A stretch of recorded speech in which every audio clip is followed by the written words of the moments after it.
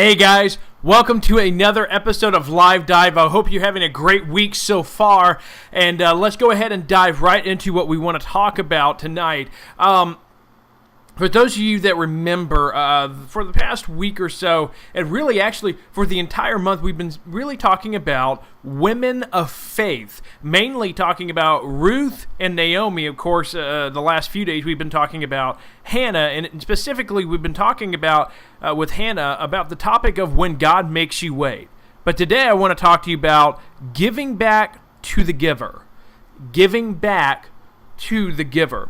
If you remember last where we left off in the story of Hannah found in 1 Samuel chapter 1, we didn't go over too much of that on Sunday because our senior pastor, Will Beauchamp, came in to talk to us about the future of our group and what we have in store for you guys. But on Thursday, I talked about Hannah, who couldn't have children, and it was weighing so heavily on her mind that when she was in the city of Shiloh, where the temple of the Lord was, she went to the temple and just poured her heart out to God, and she poured her sorrows out to God. And she said in verse 11 of 1 Samuel 1 that if God would remember her, this is her vow, that if God would remember her and give her a son, then she would give him back to the Lord, and that she would never cut her son's hair. In other words, she gave the Lord a Nazirite vow for her potential future son.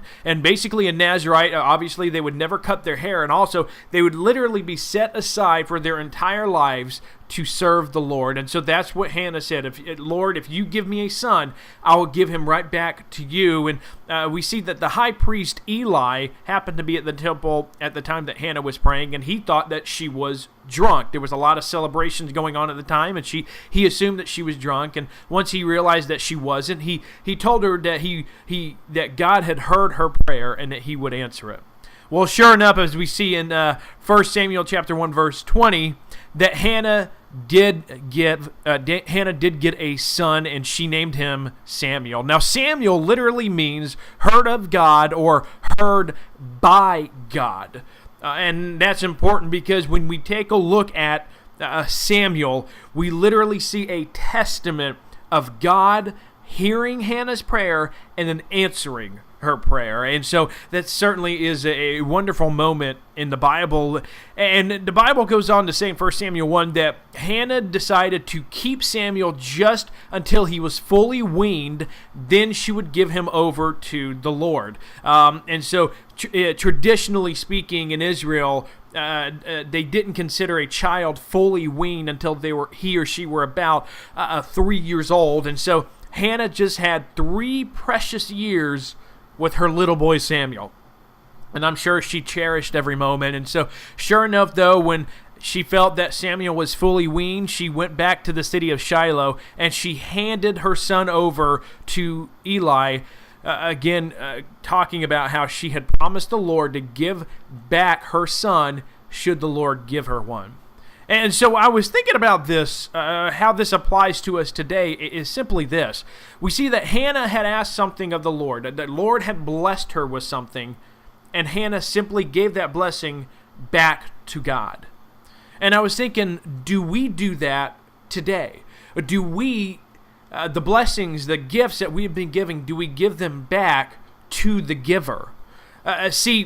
What I mean by that is we all know that we have been gifted or given talents from the Lord, that we all are good at something, spiritual gifts, or whatever it is you know that you're good at.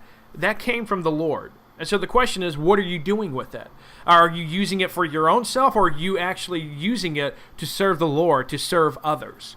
Or how about the materials that God has blessed you with money? What are you spending your money on? Or the smartphone you have, or your laptop, your iPad, your iPod, whatever it is that you have, what are you using with it? What are you looking at on your phone or your computer? What are you reading about? Are you using it to encourage somebody, or are you just using it for yourself? Or even how about this, family and friends that you have? Those are blessings from God. What are you doing with those blessings? Are you investing in those people's lives? See, those are things that God wants us to do. He commands us to do in the Bible, is to give back to Him the blessings that he's given us. But here's the thing. It's not just a commandment from God. And it's not something that we should just do just because God wants us to do it. But if we do it, we actually will have happier lives. We will be happier when we give our blessings back to God. I came across a quote from an American author and poet. Her name was Ella Wheeler Wilcox. She actually lived back in the 19th century. And she said this in one of her writings. She said, "For here lies the pleasure of living and taking God's bounties and giving the gifts back again." You read that she said, think about this, that the pleasure of life is giving back God the blessings he's given us. Now, if you don't want to take Ella's word for it, you can go right back to the Bible. In the first verse of 1 Samuel chapter 2, the Bible goes back to Hannah again, and it talks about how Hannah prayed to the Lord, and she said this, "My heart rejoiceth in the Lord." So you see that?